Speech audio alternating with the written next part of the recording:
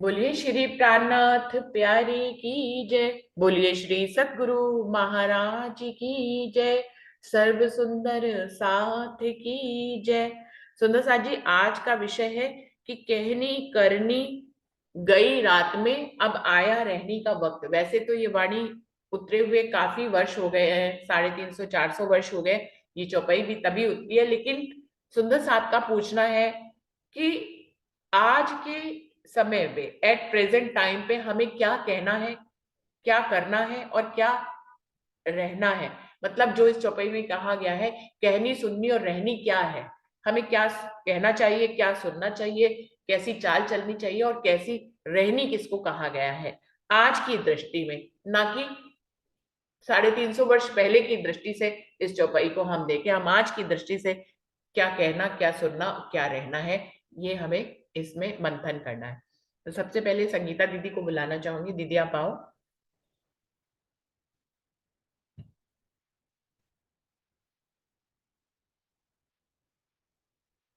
संगीता दीदी आई नहीं है आज। अच्छा, आज आई नहीं है वो। हम्म। प्रतिभा दीदी आप बताएं, आज के युग में कहनी सुननी रहनी क्या कहलाएगी। प्रणाम जी, प्रणाम जी। प्रणाम अभी मैं जी। पहले सुनती हूँ। हाँ जी, हाँ जी। कहनी-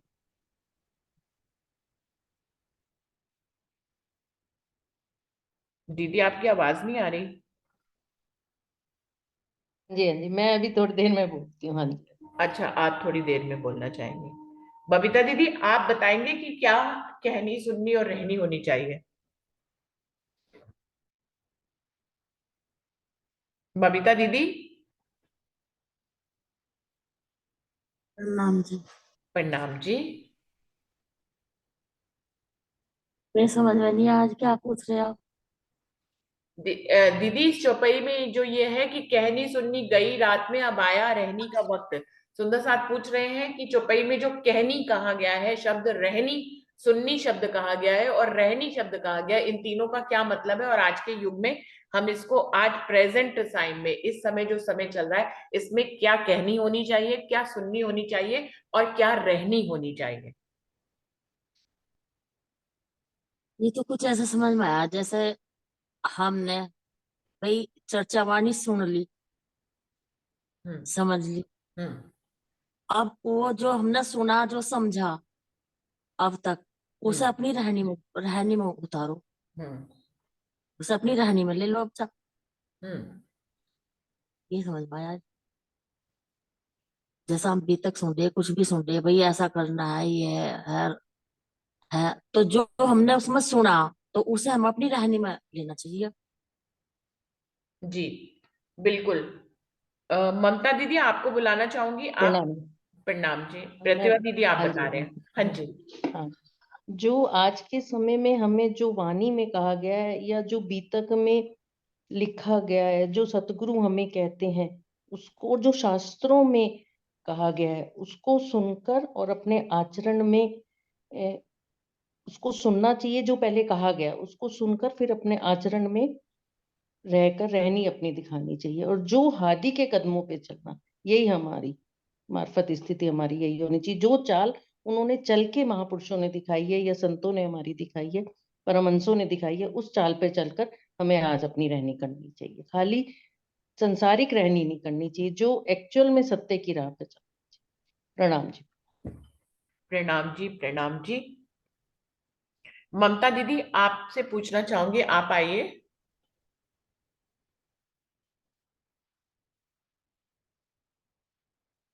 ममता दीदी।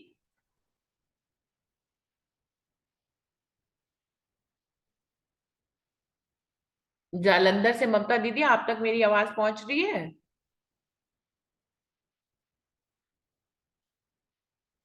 चलिए शशि दीदी आप आइए, आप बताइए।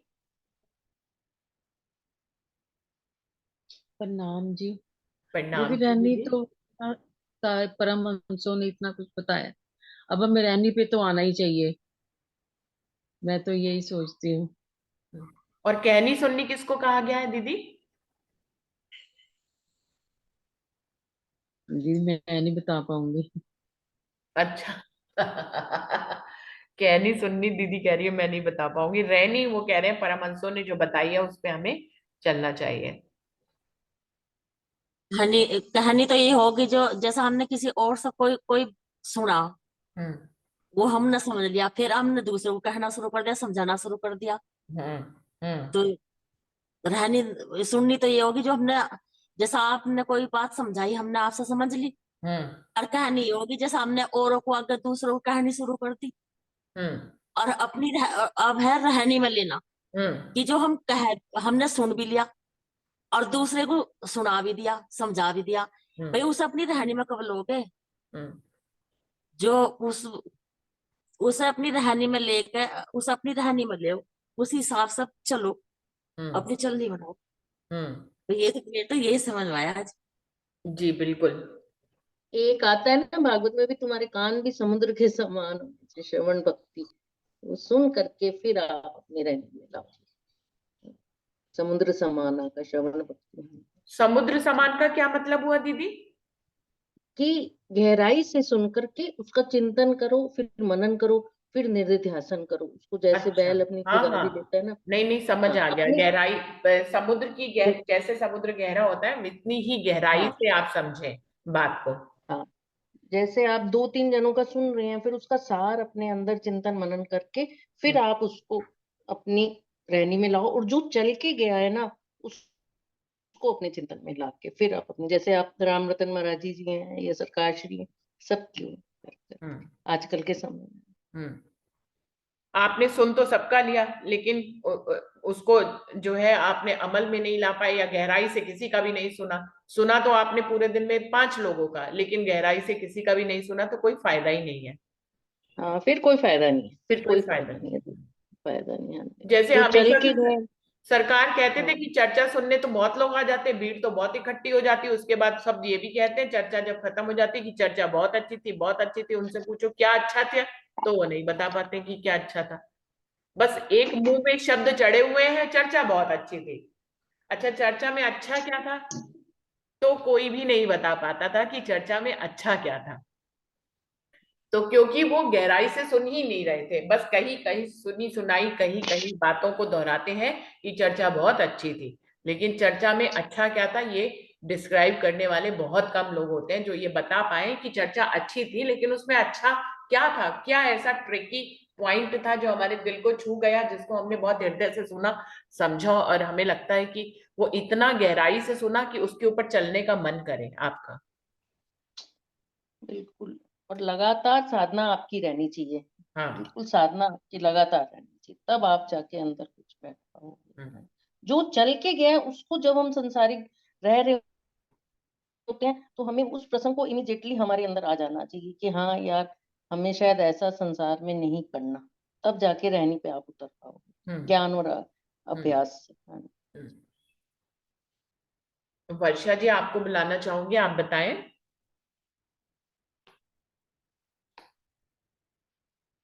प्रणाम जी। सभी सुंदर प्रणाम साथ जी जी। के चरणों में प्रेम प्रणाम जी। प्रणाम। दीदी मुझे तो इसमें यही समझ में आता है कि कहानी सुनने से तो मतलब ये है, जैसे सपोज करो एक उदाहरण के लिए ले, जैसे सरकार श्री अपनी चर्चा में कहा करते थे कि भाई वाणी रोज पढ़नी चाहिए, और हमने उसे सुन लिया, और आगे हम किसी को और को बता रहे हैं भाई वाणी रोज पढ़नी चाहिए, वाणी रोज पढ़नी चाहिए, लेकिन हम खुद नहीं पढ़ रहे हैं, तो हम रहनी में नहीं आ रहे हैं। लेकिन यदि हम वो उनको सुनकर वाणी घर पधराते हैं और रोज पढ़ते हैं, तब हम उनके मतलब कहानी सुनने का वक्त गया और हम रहनी में आ गए। मुझे तो ये चीज इस तरह से समझ में आती है कि हम दूसरों को उपदेश ना दे के, जैसा उन्होंने कहा है हम खुद करके देखें। जैसे कहते हैं भाई चितवनी करनी चाहिए, लेकिन हम दूसरों को तो कहते रहे चितवनी करनी चाहिए, चितवनी करनी चाहिए, लेकिन हम खुद करें नहीं। तो ये प्रैक्टिस है, हमें खुद करनी चाहिए।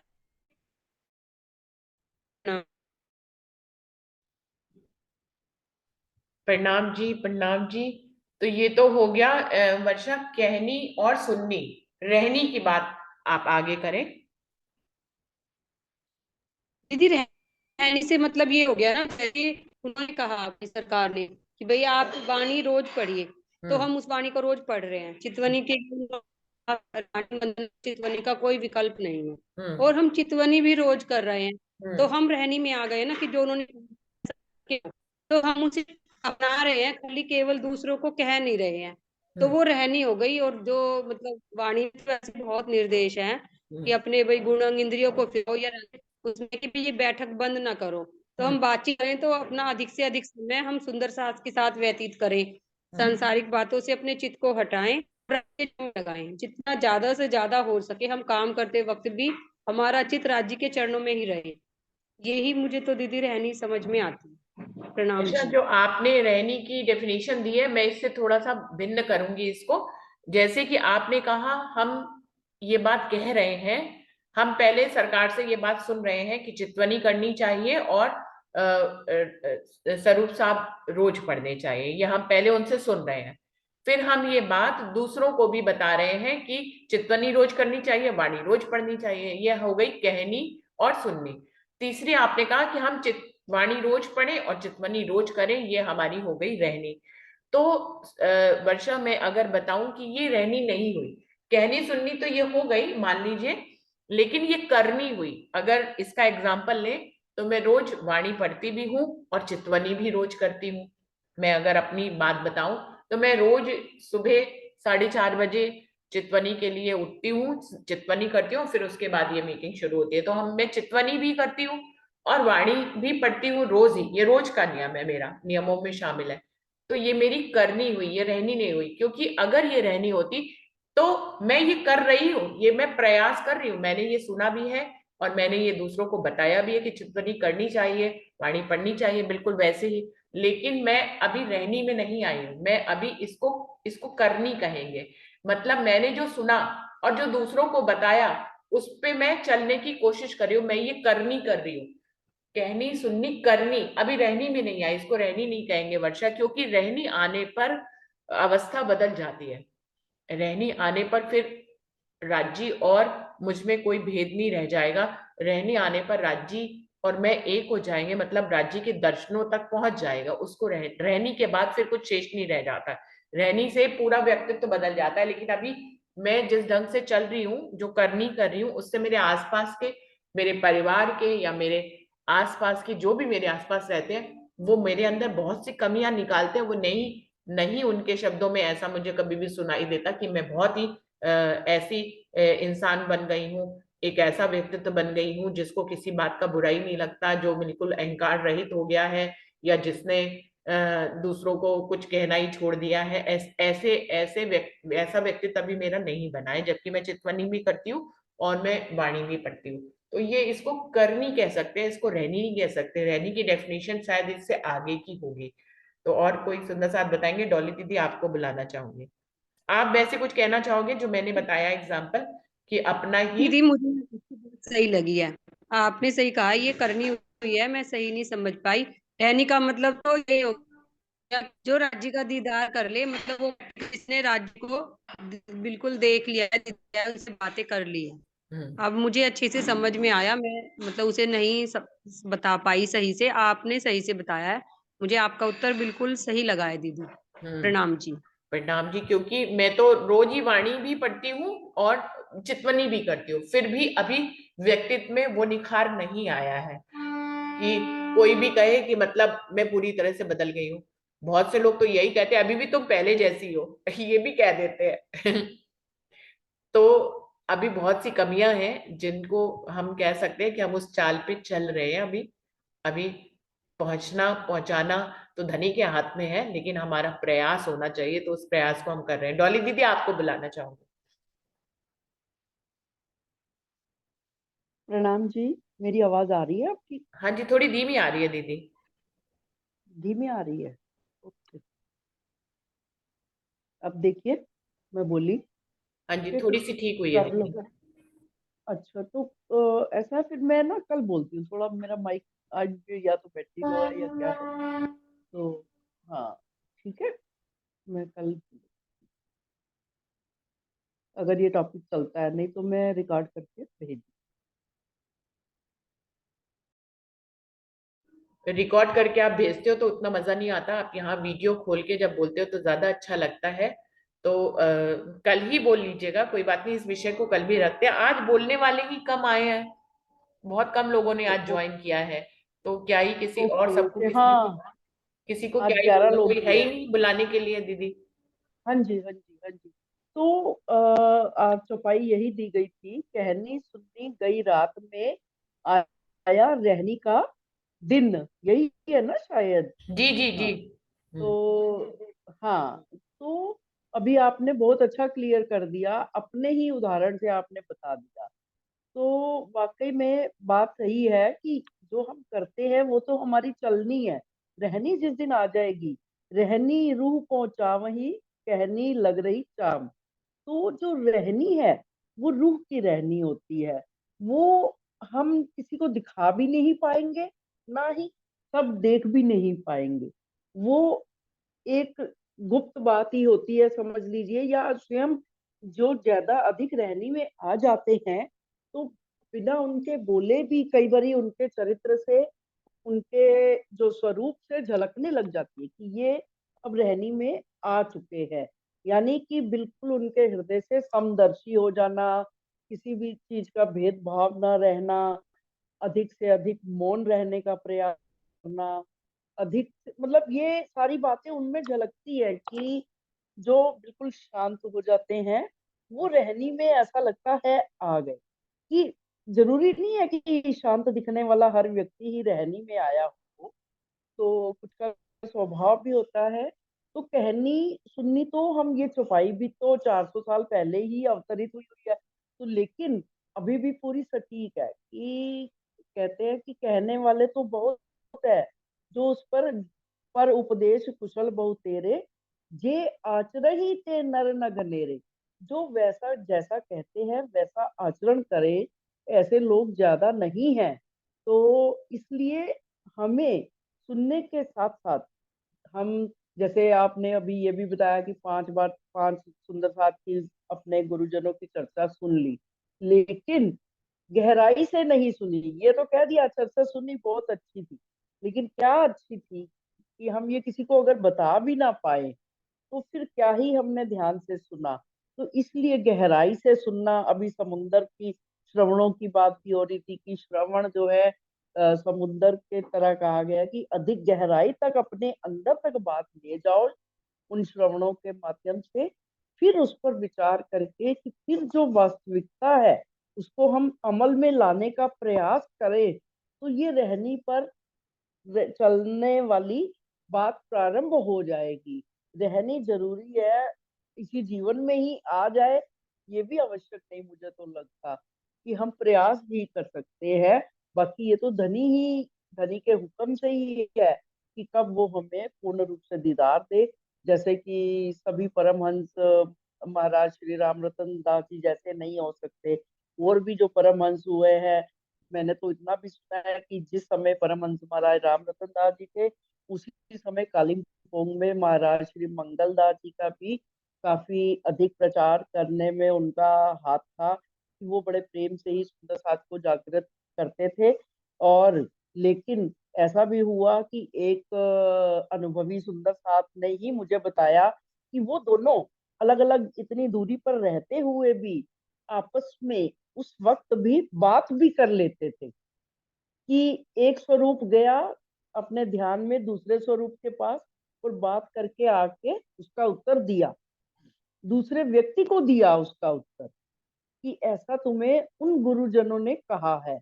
ये मुझे आदरणीय, मैं नाम भी ले देती हूँ, बिमला मेहता जी का नाम सबने शायद सुना होगा। उन्होंने मुझे ये एक अपने एक दो अनुभव बताए ऐसे कि महाराज जी के पास वो उन्होंने मंगलदास जी से ही तारतम लिया हुआ था, लेकिन वो जब महाराज श्री रामरतन दास जी के चरणों में आई, तो क्योंकि गुरु जी मंगलदास जी ने उनको कहा था कि तुम धर्म के विषय में लिखना शुरू करो, तो महाराज जी के पास आई, तो स्वयं ही महाराज जी ने क्या कह दिया कि तुम लेखक ना बनना, लेखनी बन जाओ। तो जब उनको फिर अनुभव यह बताया कि इनको कैसे पता चल गया कि मैं लिखने के बारे में ही पूछने आई हूँ, तो इससे भी उनको साक्षात उन्होंने शायद एक बार गुरुजनों ने बताया भी था। वो काफी सेवा में, लिखने की सेवा में और अपने प्राणा जी साहित्य को यूनिवर्सिटीज में पहुंचाने में उनका काफी हाथ रहा है। तो ऐसे ही रहनी में कैसे आना है, जरूरी नहीं हम सब इसी जन्म में रहनी में आ जाए। और जो अभी बात हो रही थी कि महाराज श्री ने सुंदर साथ को ना चाहते हुए भी, कहीं सुंदर साथ तो इच्छा भी नहीं की तो दर्शन करा दिए। ये तो क्या ये भी हो सकता है कि उन सुंदर साथ के जीवों ने पूर्व जन्मों में कसनी की हो, तो शायद इस जीवन में महाराज श्री का संग मिला तो उन्हें राज्य के दीदार हो गए। और ये भी बात सत्य है कि महाराज श्री तन के ना रहने पर आज भी उनकी शक्ति काम कर रही है। ऐसा बहुत बार अनेक प्रसंग भी आज भी सुनने को मिलते हैं। सुंदर साथ जी, तो रहनी में आना क्या है कि हमें रूह से सर्वथा शुद्ध चित्त होने का प्रयास करना चाहिए। यही हमारी रहनी में आने का प्रारंभ है, लक्षण है कि हम जो भी कार्य करें अपने हृदय से, अपनी आत्मा से करें, कि जो हम धनी की ही बारे में सोचें, किसी और संसारिक चीज के बारे में, संसारिक वस्तुओं के बारे में विचार ना करें। यही रहनी की तरफ चलने का हमारा प्रयास प्रारंभ होगा। प्रणाम जी। वो एक आता है ना, देह बुद्धि छुड़ाए के ले आओ बुद्धि आत्म। तुम्हारी बुद्धि जी देह जी बुद्धि से अलग हो करके, यही डॉली दीदी यही कह रही हैं। ले आत्म जी। बुद्धि, आत्म हाँ बुद्धि जी, आने से हम आत्म साक्षी की भाव बुद्धि में आ जो, जाएंगे। हाँ, निज बुद्धि जिसे कहते हैं कि जो राजी महाराज ने हमें पहचान तो वाणी में सारी दे दी, कि अब हम उसका उपयोग कैसे करें। कि ये तो हमें जैसे तैराक तैरना सिखा देता है, तैरना तो स्वयं ही पड़ता है ना। वो आता है उसी तोलो बुद्ध तरह से माफक, अपने आप को तोलते हाँ, भी रहो। ये सतगुरु भी ने, रहनी का एक हाँ अभ्यास होता है, अपने आप को समय समय पर तोलते रहो। हाँ, तो आपका हाँ, वो कि अभ्यास ये बढ़ता जाएगा। आत्मचिंतन, आत्ममंथन, अभी आपने भी बहुत अच्छा बताया था कि चिंतन नित्य अभ्यास, नित्य आत्ममंथन और और निर्दिध्यासन हो स्वाध्याय। जाते हैं। हाँ, ये नित्यासन, ये जो है कि ये सब करते रहने पर ही हम रहने की ओर अग्रसर हो पाए। हो जाते हैं, अभ्यास ही काम आता है हमारा। जी, प्रणाम जी। प्रणाम। प्रणाम। प्रणाम जी सुंदर साथ जी। तो डॉली दीदी ने भी क्लियर किया है। अभी आज सुंदर साथ कम आए हैं तो इस विषय को उनके भी विचार सुन लेंगे दीदी। कल जो और ज्वाइन होंगे तो उनके भी विचार सुन लेंगे। तो एक इस विषय को अभी कल और रख लेते हैं। जी तो जी, ठीक है, बिल्कुल आज का तो समय बिल्कुल। खत्म हो गया और आज सुंदर साथ कम आए हैं तो फिर उतने ही सुंदर साथ बोल पाए। और कल जो और ज्वाइन होंगे तो उनसे और विचार सुन लेंगे। तो अभी कल के लिए इसको होल्ड पे रखते हैं इस टॉपिक को। और अभी प्रणाम कर लेते हैं सुंदर साथ जी। प्रणाम, बस एक ही सेकंड में खत्म हो जाएगी मीटिंग। प्रणाम जी सभी सुंदर ठीक है, साथ जी को प्रणाम। प्रणाम जी, प्रणाम सब जी, सुंदर साथ को प्रणाम जी, प्रणाम। प्रणाम। प्रणाम। प्रणाम, सुंदर साथ को प्रणाम प्रणाम। जी।